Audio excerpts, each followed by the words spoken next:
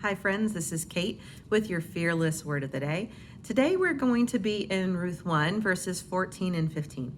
But before we dive in, let's remember where we are in the story.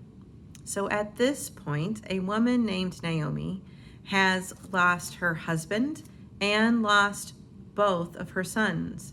And she is with her daughter-in-laws, who both have lost their husbands and their father-in-law. And they're beginning to make a journey back home to Naomi's homeland. And as they go, Naomi stops and she turns to them and says, "Daughters, it's time for you to go back home to your family. What I'm going through is really hard, but it's time for you to go home." And both Orpah and Ruth stop and they cling to her and they weep. They've been doing life together. They're a family. They have gone through not just one death, but 3 deaths together as women. And they cling to her. And she looks at them and says, "Ladies, I love you, but I'm going through some tough things. And you still have a whole lot of life left. Go home to your families. Go home to your homelands. Go home to your gods and be with them." And this is what happens in the story. In verse 14, it says this, "At this they wept aloud." So they're crying, they're grieving. And it says, "Then Orpah kissed her mother-in-law goodbye."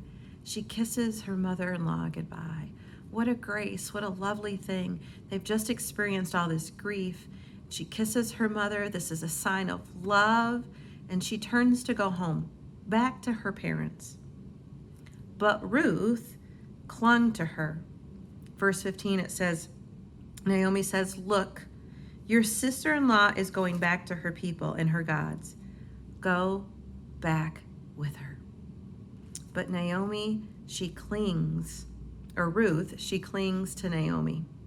And I think, wow, to have a friend, to have a family member that has that much devotion, that in the middle of hard times will literally not just hug or kiss or send a nice card, but will cling to you, will travel with you as you experience grief.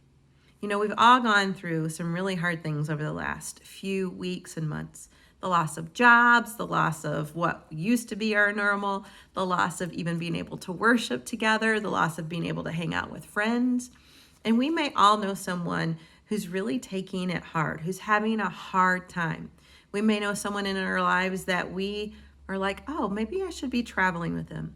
I want to encourage you to reach out to them today, to be like Ruth and cling to them, to check up on them, to give them a call, to see how they're doing, to lavish an unbelievable amount of love and compassion on them because they're family, because we have the ability to do amazing things with each other, to give care and support.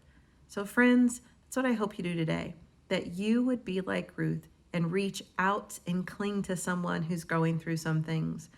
And I hope that if you are like Naomi and you're a place of suffering, that you would have a Ruth in your life that's clinging to you, that's going to walk with you every step of the way.